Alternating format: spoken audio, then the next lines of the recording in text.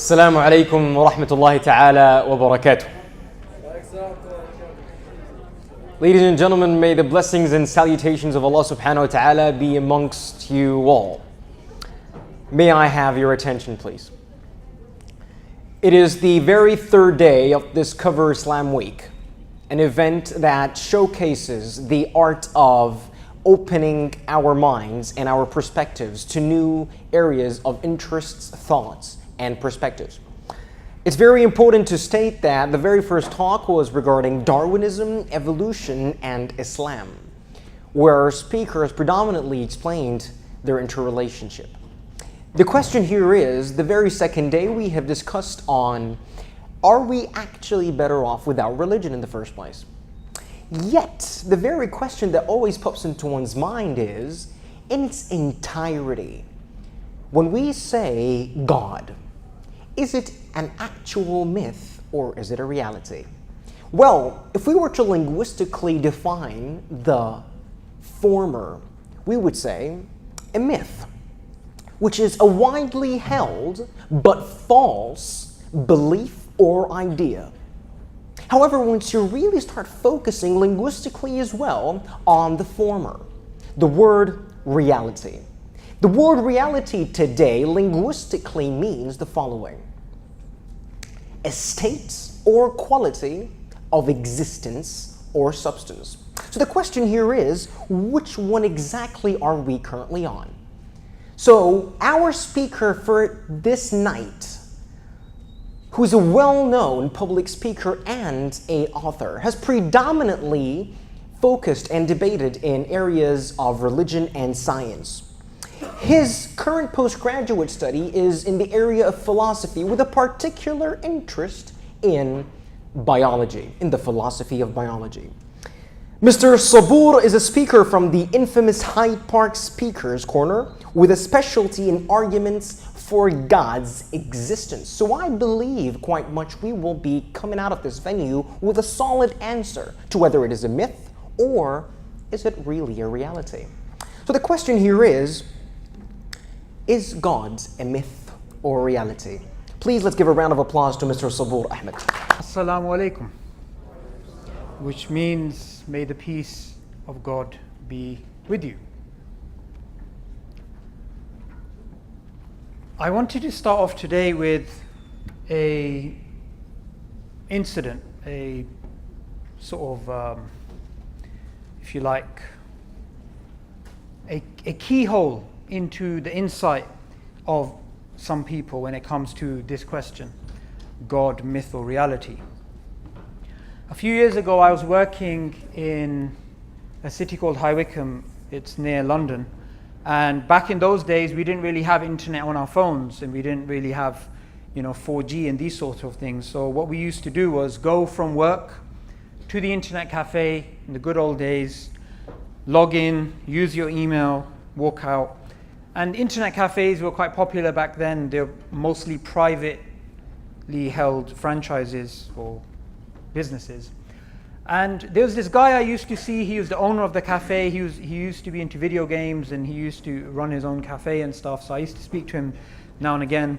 Once when I found an opportunity, I thought, okay, let me ask him, does he actually believe? So I said to him, do you believe in God? And he said, I believe in science. And he said it in a very religious tone. He said it in a very preachy way. And that particular incident always stuck with me because it made me realize that actually he's just one guy amongst perhaps millions of people who think it's a rational reply that when someone asks you, do you believe in God? They reply, I believe in science. By the end of this presentation, you will, God willing, inshallah, see that is the equivalent of me asking for your name and you saying, I don't like stamp collecting. Because the question and the answer do not actually have any link whatsoever. Before we answer the question about God, myth or reality, what I want to do is this. I want us to consider something. I want us to consider whether the question of God is even important. Okay, let's compare the question to another question. Let's compare it to the question, what killed off the dinosaurs? So when it comes to what killed off the dinosaurs, there are many different ideas out there, many different theories.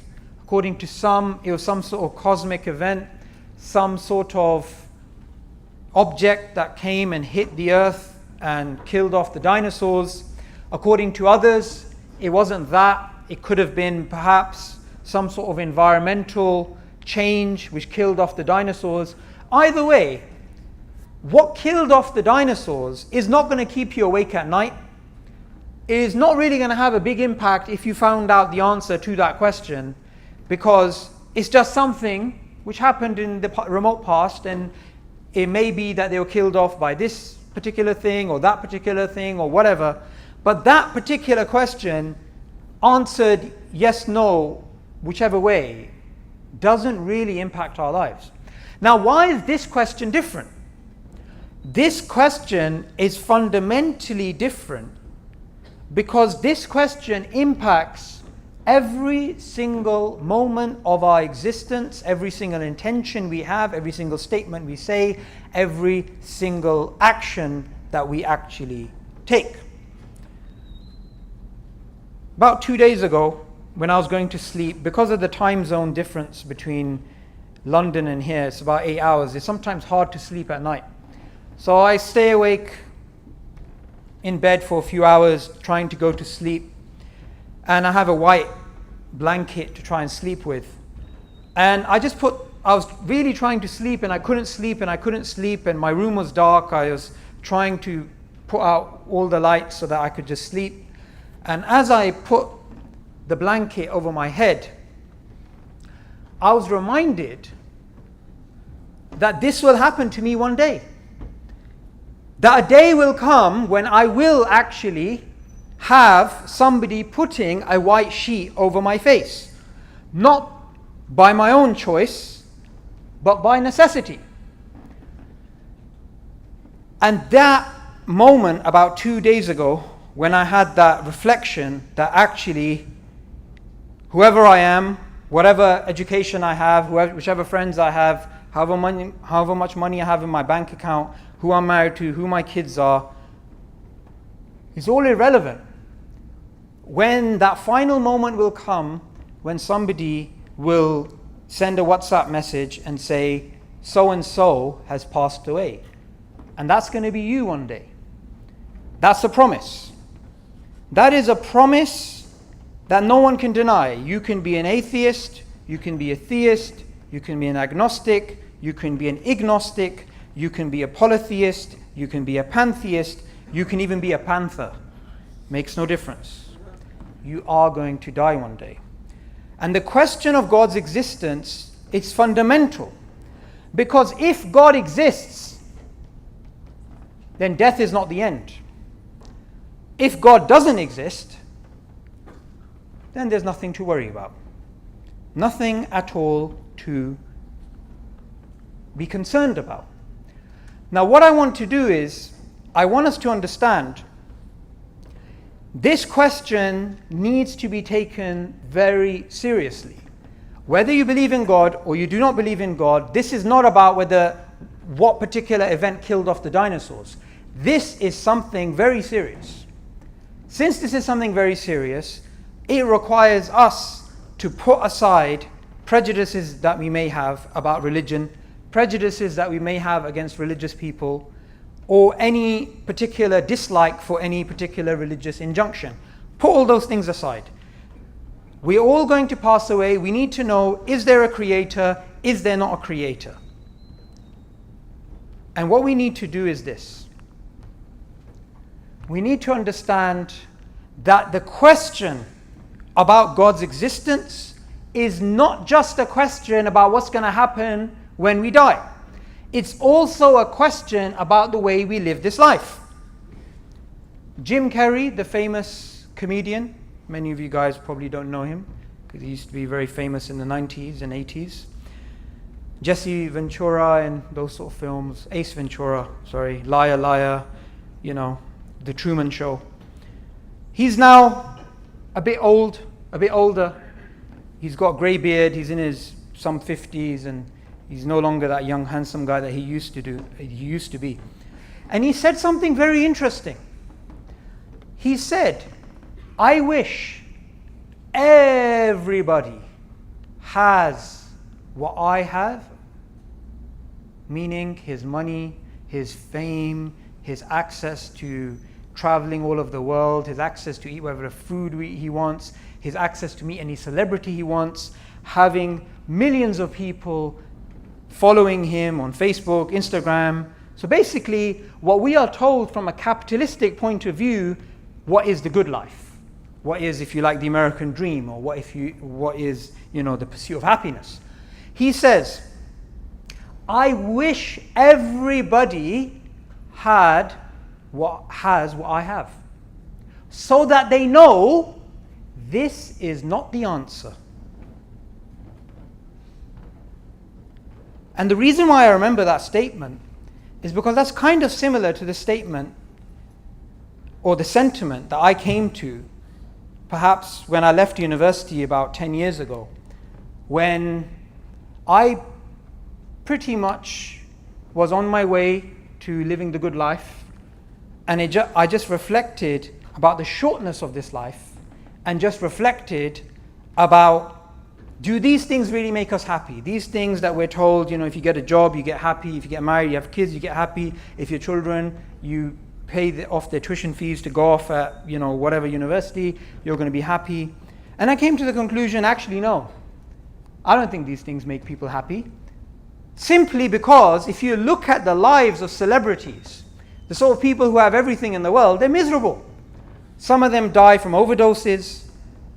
Some of them are on antidepressants.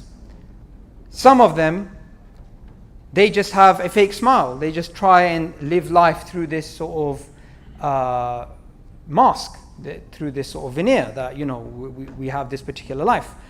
But there's something which is fundamental to the human existence, which is this. A pen, like the pen which is here, has a particular purpose. The purpose is to write. And when it writes, if the pen had a soul, the pen would be happy because it's doing what it was created to do. The human being, the human experience, is fundamentally to have a relationship with God, and it's through that relationship that a human being will find happiness. So we need to know if the belief in God is rational or is irrational, because this doesn't just impact where we're going to go, it also impacts our very lives as it stands. Now we need to look into who is God.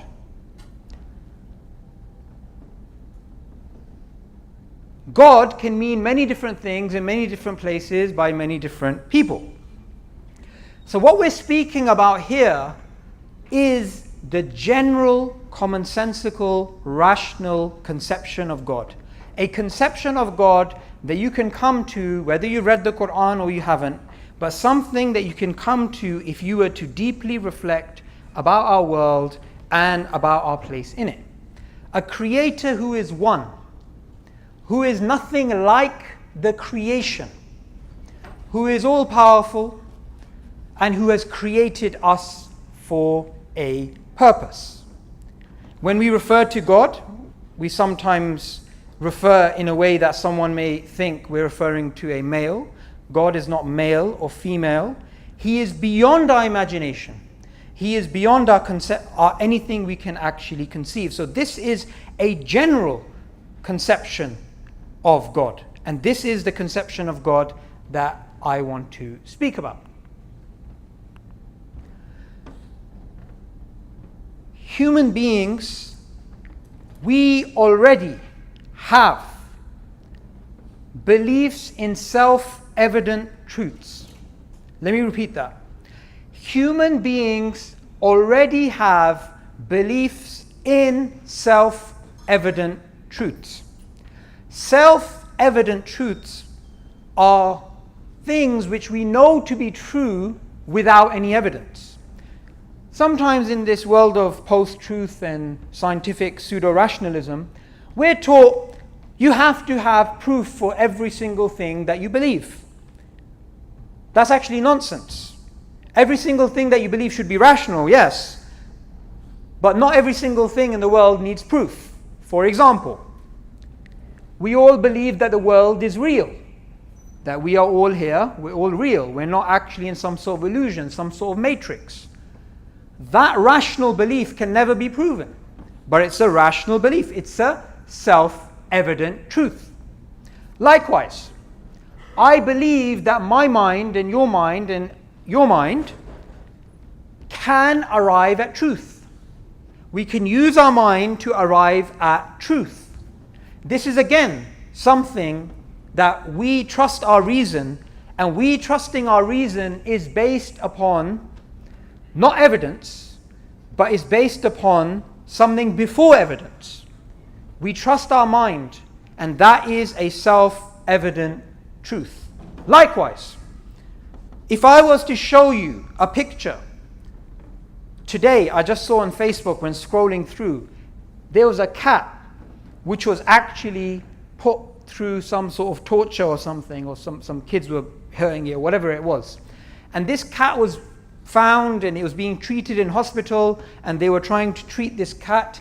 And as they were trying to treat this cat, the cat actually had a tear coming out of its eye.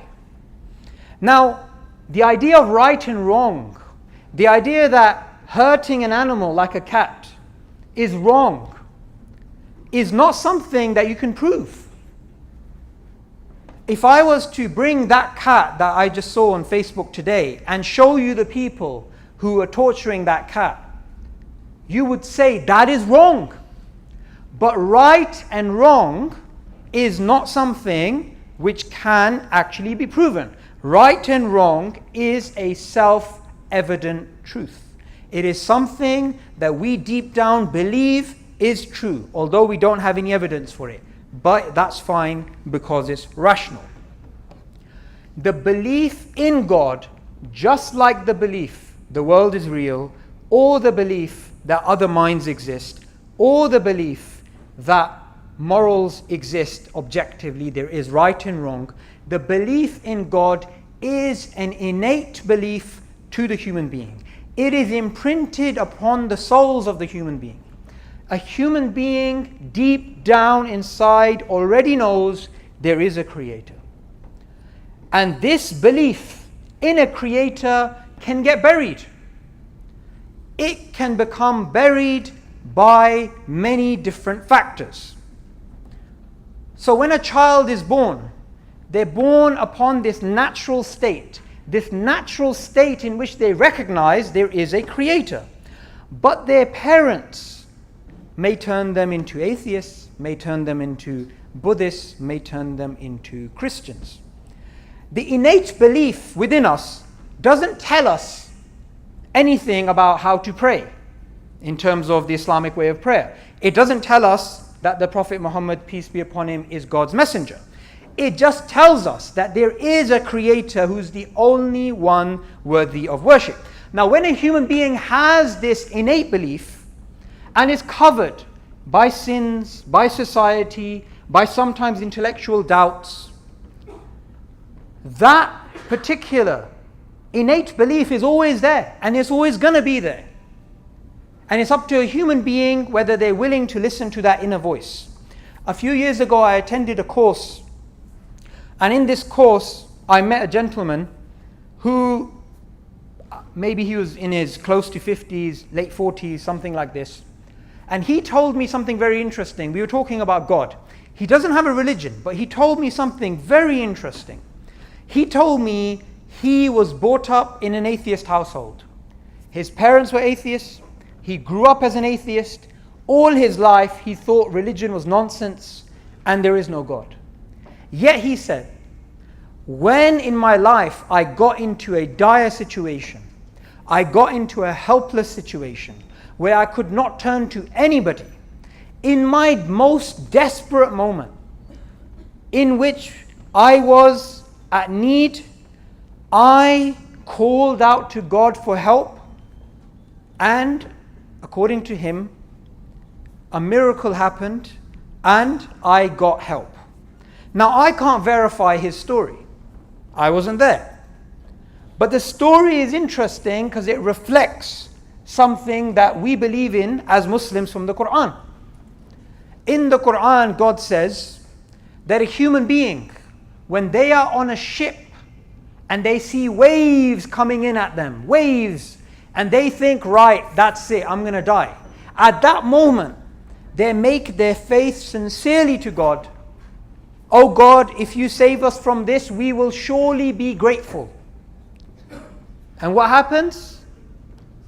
When the person is taken out of that situation, they forget God again. Trust me, I have, and I'm sure if deep down, even if you happen to be an atheist, deep down we know that when we're in trouble, when we cannot turn to anyone else, there is something in us telling us to return to our Creator. And this is, in Islam, it is called the fitrah, the innate natural disposition. And this is always there. It's just a matter of uncovering the truth within. So rational argumentation for the existence of God is one way of awakening the truth within. The truth that there is a creator is not established by rational argumentation. Let me repeat that. The truth that there is a creator is not established by rational argumentation. It is merely uncovered by rational argumentation. The truth within can also be uncovered, like I mentioned previously, when a person goes through a dire experience. When they find out, for example, they may be saying, yeah, there's no God, yeah, it's evolution, yeah, it's the Big Bang, yeah, it's this, it's that. Oh, they get a call from the doctor, you have 3 months to live, you've been diagnosed with stage 4 cancer. There's a different thing going on here. Human psychology plays a huge part in whether we are willing to acknowledge deep down inside that we already know there is a creator. Apart from rational argumentation, which can uncover the fitrah, the natural state, apart from dire situations, there is also introspection. Just thinking about your life. Like I mentioned previously, when I was thinking about there's going to come a day where somebody's going to put a white sheet over my face and say, right, this guy's deceased now. Introspection, thinking about the shortness of this life. Here in Malaysia, you have some great examples of that. Some of the insects that you see flying around, some of the really small ones, some of these insects, they all need, especially the small one, which looks like a fly, but it's not a fly, it looks like a small ant with a wing. That particular insect only lives for one day.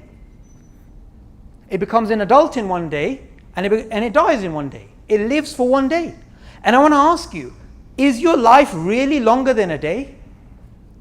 If I was to ask you 10 years ago about a certain incident which happened, maybe your birthday, maybe someone passing away or something, if you really reflected about it, that event 10 years ago is only really a few minutes ago.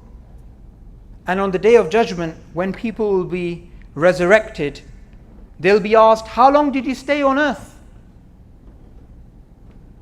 And people will think that they stayed no longer than a part of a day. If you speak to some of the elder people in your family, people in their 70s and 80s and 90s, try it, trust me. Ask them, do you think you had a long life? Do you think you actually lived a very long time? You'll get a reply somewhere along the lines of, I don't know where all my time went. I was young yesterday and today I'm old. So introspection, thinking about life, these existential questions, these can also uncover the fitrah. Likewise, one last thing which can also help facilitate uncovering the fitrah is direct contact with revelation, direct contact with hearing the word of the Quran, or hearing a statement of the Prophet Muhammad, peace be upon him. These can also facilitate uncovering the fitrah. You don't want to wait until you get into a situation like this.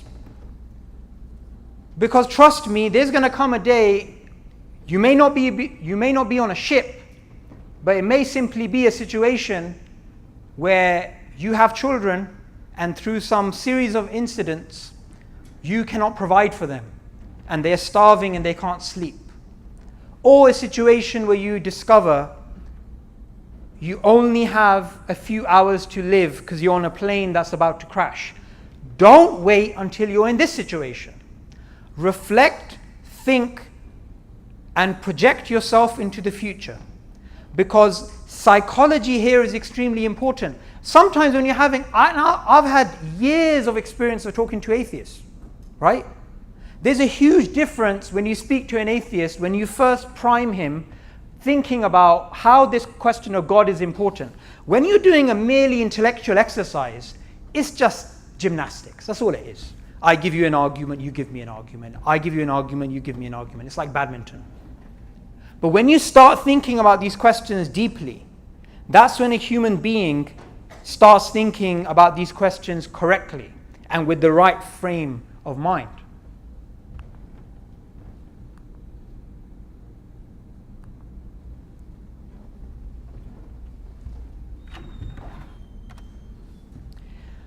So when it comes to God's existence, what are the rational arguments that can uncover the fitrah? What is the rational arguments that can make us remember that we have a creator, that this creator is worthy of worship? The first thing is the universe itself. The universe itself. Now I have this camera in front of me. This camera, fundamentally, what is it made of? It's made of plastic. Where do you get plastic from? You get it from oil. This camera is made of glass. Where do you get glass from? Sand. This camera has some metals. Metals are from the ground. Everything this camera is made of, you can find in the Sahara Desert. In the Sahara Desert, you're walking along, you find this exact camera. Maybe not the company, Canon, maybe some other company. Maybe not even a company, just a functioning camera. Everything you need to make up that camera is already in the desert. You got the oil, which you get the plastic from. You got the sand, from which you get the glass. You get the iron ore, from which you get the metal. Imagine you came across, as you're walking along, you came across, buried within the sand, this camera. Would you pick it up and say, hey, this is really interesting? What basically might have happened was millions of years ago, there was wind that blew and there was some lightning, the oil bubbled up and the camel trod, and over millions of years of random processes, this perfectly functioning camera came together. That would actually be a visa to go to the insane asylum. You would think to yourself, where did this come from? Clearly, we as human beings, if we were walking around in the desert and we found an object like that, it would make sense that there is a creator behind this object. Because we have direct experience of making objects. And so we know that objects aren't made through a series of random accidents. It's not just about the universe at large. Even if you go down to the detail, a small detail, we have on this planet billions of species. Billions. These billions of species, we live in a very particular type of way in relationship to our celestial objects. If the earth was slightly closer to the sun, life wouldn't exist. If it was slightly further away, we would actually freeze over. Not only that, when you look at a particular organism, this is the Alaska wood frog. The Alaska wood frog is found in North America, as the name suggests. The Alaska wood frog lives in an environment which is extremely harsh, in an environment in which the temperatures drop to a level that life cannot carry on existing in terms of organisms. You cannot have insects, you cannot have other beings, small beings, living in that extremely cold environment. So what basically happens with the Alaska wood frog? When this frog realizes winter's coming, the temperature's dropping, this frog doesn't run away, doesn't go to find a warmer climate.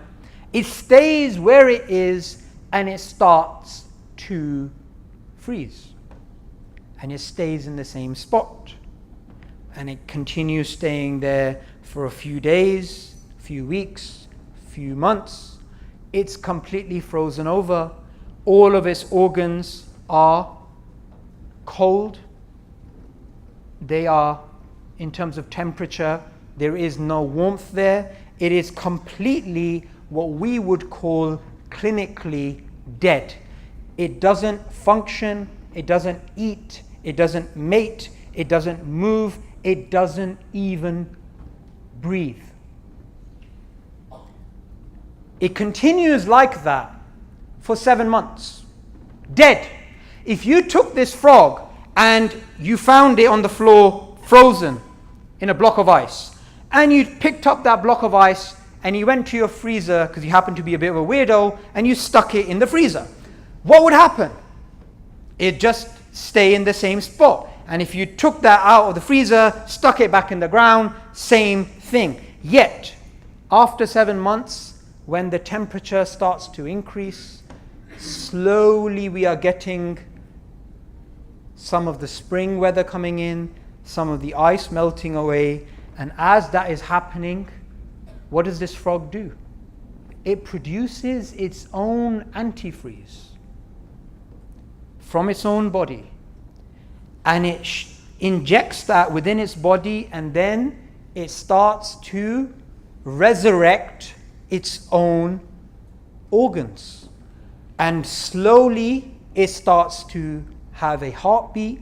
Slowly it starts to have some form of circulation of blood, and slowly, before you know it, the frog jumps out of that ice bed that it was actually on. This is one organism in one part of the world when the whole universe is actually, when you deeply reflect, a sign of God.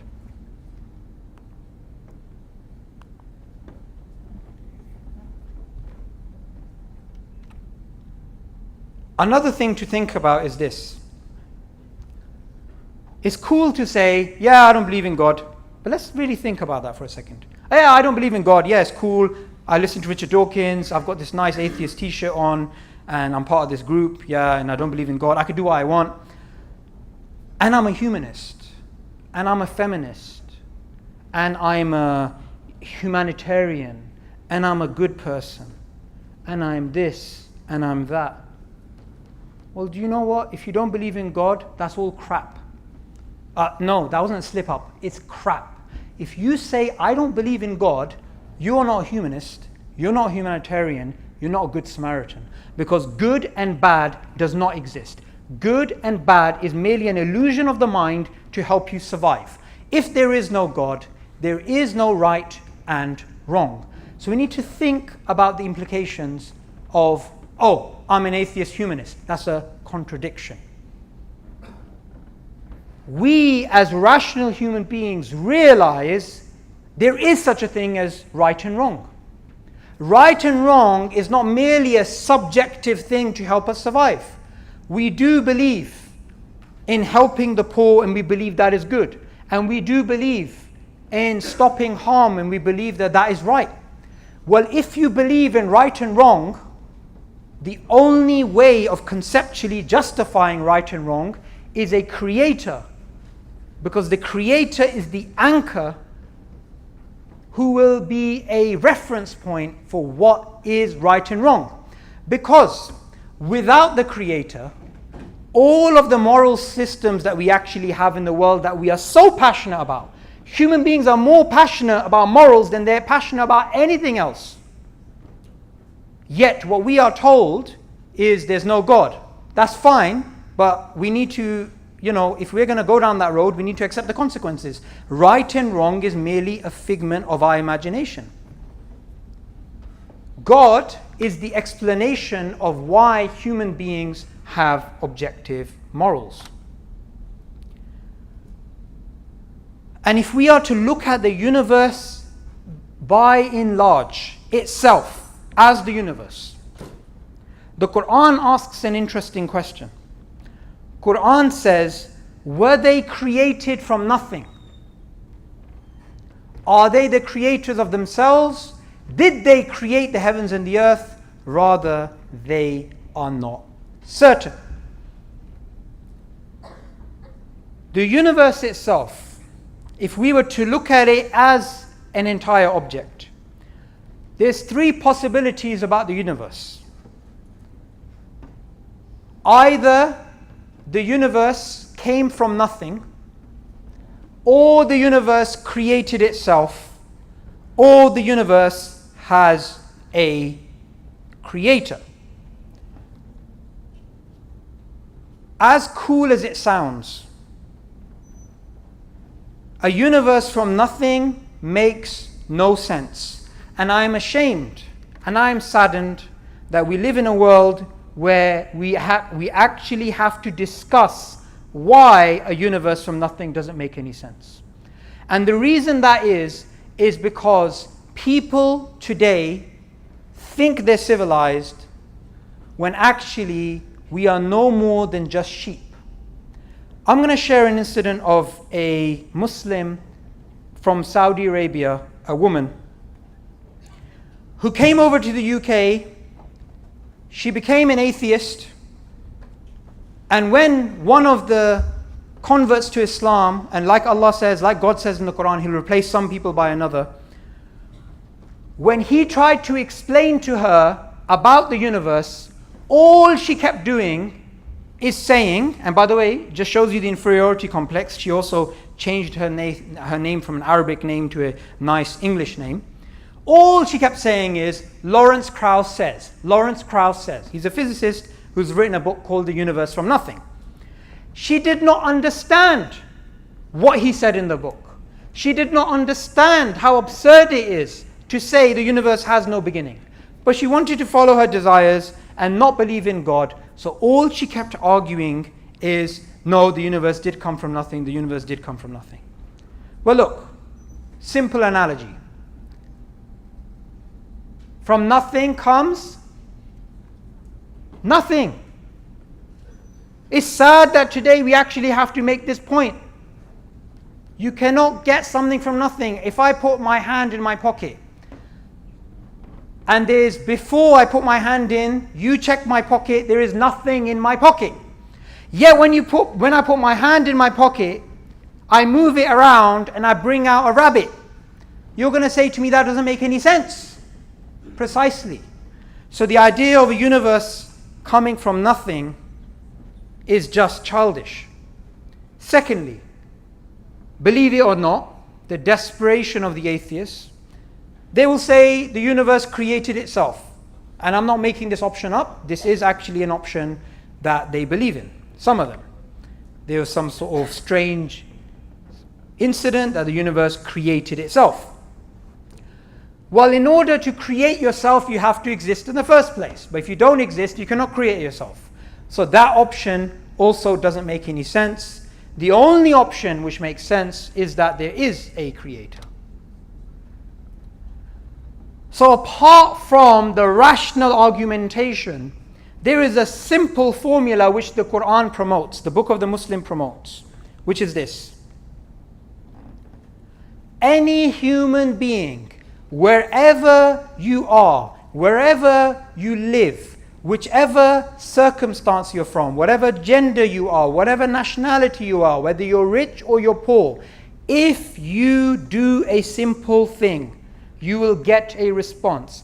If you call out for guidance, you will get guided.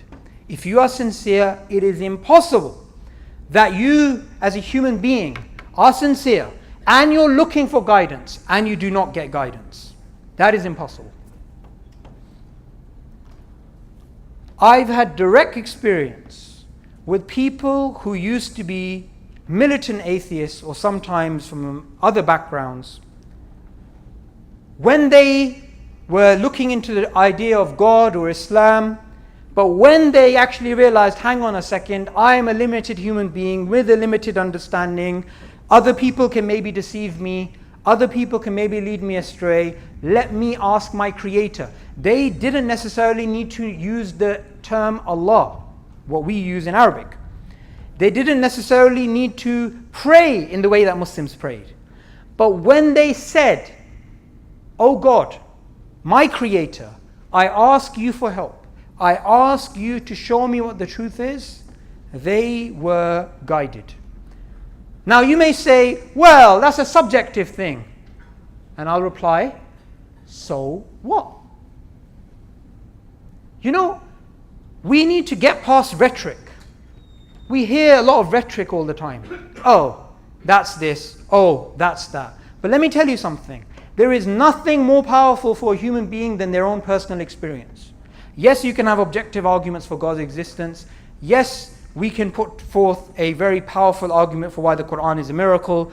But there is nothing which is more powerful than your own experiences with God. Because those experiences are priceless, and those experiences cannot be challenged by anyone's argument.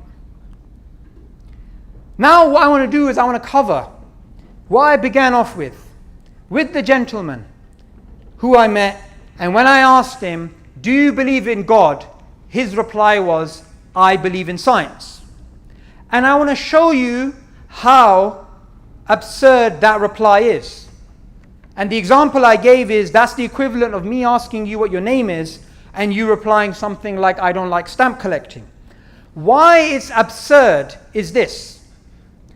Science is an attempt to explain how the world works. It is not an attempt to explain why anything exists in the first place. Science has given us wonderful things. This presentation is because of science. This camera is because of science. We're sitting here with these blocks in our pockets which are linked to satellites because of science. And because of science, we can always get regular updates about Lady Gaga. So science is great. Science is fantastic. But science has a particular methodology. Science has a particular application. You shouldn't turn it into a religion in of itself. Science doesn't explain why anything exists.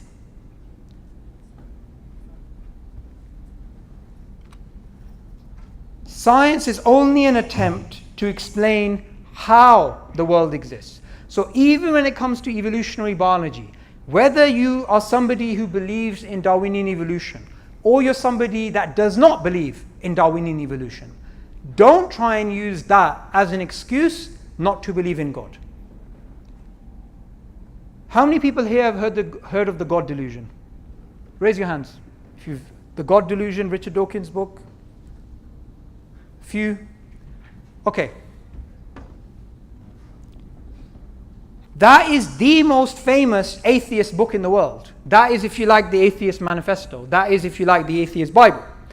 The central argument of the God delusion is based upon Darwinian evolution.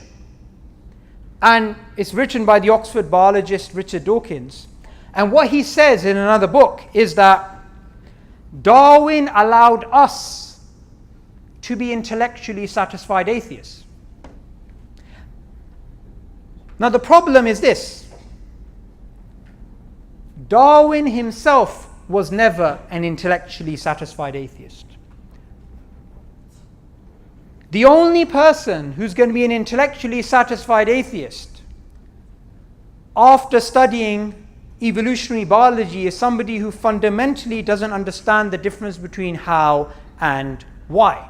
They think the how is the why, and there's a big difference between the two. What we need to realize is that science is not a threat to God. Science, if anything, is a way of understanding God's creation, the mechanisms that are put into place for life to flourish. This handsome gentleman is the guy who may look like somebody who served you in the cafeteria today, but this is actually Genghis Khan. Genghis Khan doesn't need an introduction. There are millions of corpses which are enough to show his introduction. There are maps which had to be redrawn to make his introduction. Genghis Khan as a figure in the history of the world is somebody who is undeniable. You cannot deny that this person existed. But I want to ask you a question. Can you prove scientifically that Genghis Khan existed? You may say, whoa, what we can do is we can take a DNA kit and we can go to his grave. Whoa. We don't know where his grave is. Legend has it that he was buried in a secret place in Mongolia, and the people who buried him were actually killed so that no one finds out where he's actually buried. So we can't do that. How can we prove scientifically he exists? We actually can't. It is impossible to show that he existed scientifically. The existence of Genghis Khan is not based upon science. The existence of Genghis Khan is based upon what's known as testimony. Testimony is a valid source of knowledge. If I was to call you up here on stage, and if I was to extract, whether you believe in God or you don't, whether you're an atheist, Buddhist, whatever, if I was to extract the beliefs that you hold which are rational, the beliefs that you hold which are rational, more than 99% of your beliefs are based upon testimony. They're not based upon science. Now you may say, but I believe in the Big Bang, but I believe in Darwin's theory of evolution, but I believe in the theory of phlogiston or whatever. Your belief in those things is still based upon the testimony of scientists. You never did the experiments yourself. When you go to a library and you study science, physics, philosophy, history, poetry, you are accepting the testimony of other people. Majority of human knowledge, which is rational, is not based upon science, is based upon testimony.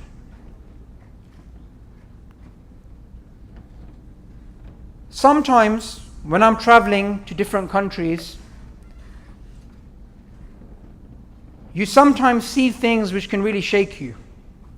I was traveling through a few years ago in 2013. I was traveling through Malawi. Malawi is a country close to South Africa, near Mozambique. It's a very poor country due to corruption. They have a lot of natural resources, but a lot of mismanagement. And I saw a level of poverty that I've never seen in my life. And the sorts of feelings that can be generated when you look at poverty, when you look at inequality, when you look at injustice, those sort of feelings are real, are they not? Those sort of feelings can really move us. But if you were to say, look at this picture and feel something in your heart that you want to help this child, you want to perhaps buy her some shoes or give her some food to eat. Imagine if I came up to you and said, sorry, there's no such thing as morality. Sorry, there's no such thing as moral injunctions. All these feelings that you're having are subjective. You're going to say, shut up. I have these feelings. I believe in right and wrong. I can see that this child needs help. How can you do that using science? something that we believe in with such emotion. Human beings, whether we're atheists, Muslims, Jews, Christians, whatever, we believe in right and wrong, we believe in charity, we believe in helping people. But science cannot tell you right and wrong. What telescope are you going to use to measure the rightness or wrongness of helping this child? So this extremely crude, narrow, childish way of looking at the world, saying I believe in science, well, you can't even explain testimony, and you can't even explain the moral feelings that we have which are real. Yes, they're intangible, but by God they're real. What about metaphysics? What about the fact that I believe that that gentleman over there with the hat, he actually has a mind? What about the belief that his mind is actually trustworthy? That my mind is actually trustworthy? The belief that the world is real? Metaphysical truths cannot be proven using science. Every effect has a cause. That's a metaphysical truth. But that metaphysical truth cannot be proven using science. Science depends upon metaphysical claims. It cannot prove them. And we have mathematics. Science is based upon mathematics. You cannot solve a mathematical equation using science. Mathematical equations inform science. Science doesn't inform how you actually solve those equations. So what I'm doing here, for the benefit of everyone, is this. We have this cage that we're put into. We have this false cage that we're put into. That the only way of looking at the world is through the lenses of science. But if we were to do that, and I'm not knocking science here, science is a fantastic thing after all. All I'm saying is, this ridiculous belief that we believe in science would put you into a cage that you would have to deny metaphysics, you'd have to deny morals, you'd have to deny mathematics, you'd have to deny history, you'd have to even deny the very scientists that you're reading about.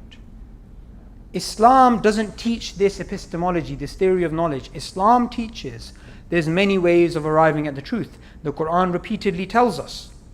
It tells us to use our mind, to use our reason.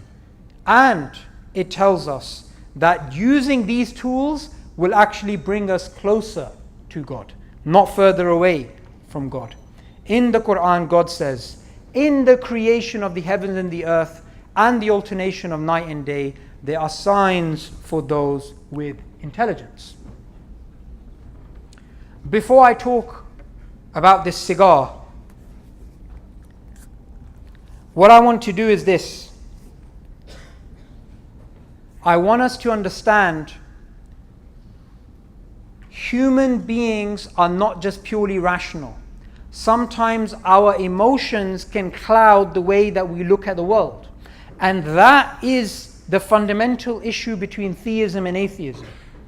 Belief in God is rational, belief in God is natural. What stops people believing in God is their emotional psychology. When people understand, right, since I believe in God, there's going to be accountability. Since I believe in God, my life's going to be more difficult. Like I mentioned previously, that's not the case. In fact, it's the opposite. Believing in God will give you a happier life. Because as God says in the Quran, in the remembrance of God do hearts find peace. But if somebody doesn't want to believe in God, because they want to follow their desires, then the rational argumentation and all of those sort of things will make absolutely no impact on them. I used to, a few years ago, live in Oxford. And in Oxford, there used to be a corner shop. And in this corner shop, there was this guy who used to sell these small cigars. And he used to sell these small cigars.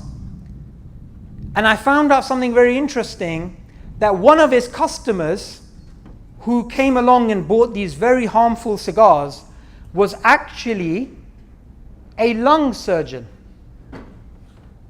So somebody who actually understands physically the impact of smoking on your lungs. And for anybody that's seen pictures of what cigarette smoking over a number of decades can do to your lungs, you will understand how ridiculous it would be for a lung surgeon to actually smoke cigars. But this is the case with the human being. If our emotional desire overrides our rational self, we will justify irrational behavior in a rational way. Look at the Nazis. If we were to go back in time to 1940 and speak to the Nazis and say, what you are doing is wrong, they wouldn't say, yeah, sorry, yeah, we're wrong, yeah, we're evil people. They're going to say, no, what we're doing is right. Human beings are impacted by their emotions, and their emotions can impact the way that they actually look at the world. This is extremely important, because if somebody believes, and let me be honest with you, it's difficult to believe in God if you want to live this life the way you want to live this life, because God conceptually can be a barrier, because you're going to be accountable. You can't just do what you like. But what we need to understand is that this life is limited and you're going to run out of time. And we should always look at every single thing in our life as a sign. Just yesterday, when I was sitting in this very room, when Ustad Abu Musab was actually speaking about atheists who they challenge God, although they themselves are physically challenged. They themselves are physically weak. They themselves are physically disabled.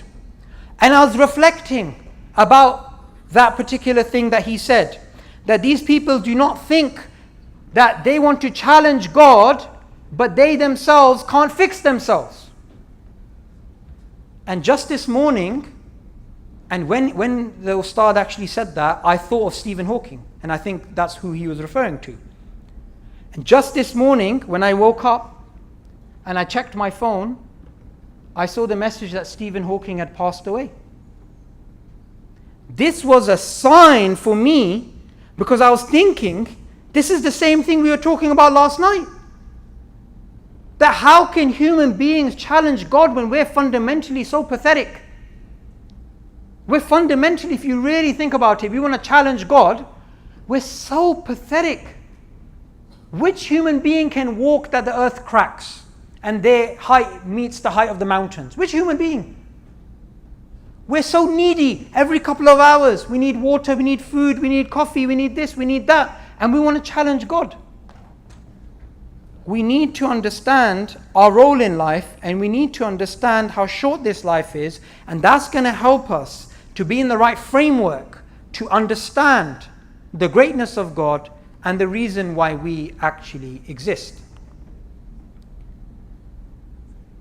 As I mentioned previously, you start off as a toddler, you grow older, you come into your teens. After your teens, you go to university, then you become middle-aged, you become old, then you die. Sometimes earlier than that. And what we need to do is this. What we need to do is realize that this life is extremely short. This life, we shouldn't act like sheep. There was a study done by the University of Leeds in which they were looking at sheep, and what they discovered was that if 5% of sheep went into a certain direction, 95% of the sheep followed them. Just think about that. They don't know where they're going. They could be going off a cliff.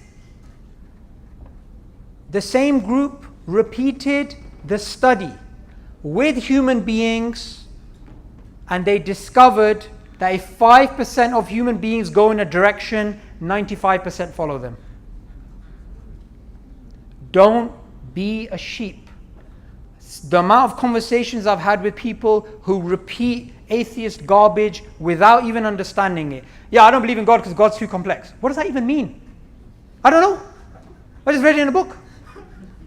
We're dealing with a situation, my brother, my sister, in humanity, we're dealing with a situation of whether the belief in God is real or not, and whether you will go to hellfire or paradise for eternity. This isn't a time to be a sheep.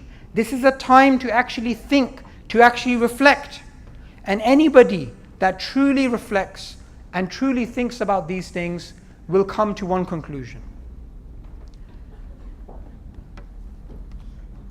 They will come to the conclusion that there is a creator, that creator is worthy of worship, and that worshipping that creator will give us contentment in this life, and it will be something which will safeguard us in the hereafter, and that nothing in this life, not finding the right partner, not going out clubbing every evening, nothing in this life will truly give you happiness. The only thing that will give you contentment is when you understand you were created for a higher purpose than that of a lower animal to survive and reproduce, and you were created to worship God. Sometimes when I give presentations or I speak about the existence of God, I get a very, I'm an atheist, so what? So I wanted to end on this verse, because if there is somebody in this room who has this sort of behavior, I don't have time for you, but what I do have time to do is to give you a Quranic verse. And this is a verse I often reflect about, and this is a verse which is sufficient as a reply to the arrogant. This is the truth from your Lord. Whoever wills, let him believe. Whoever wills, let him disbelieve. Everything good I have said is from God the Creator. Every mistake is my own. I thank you very much for listening.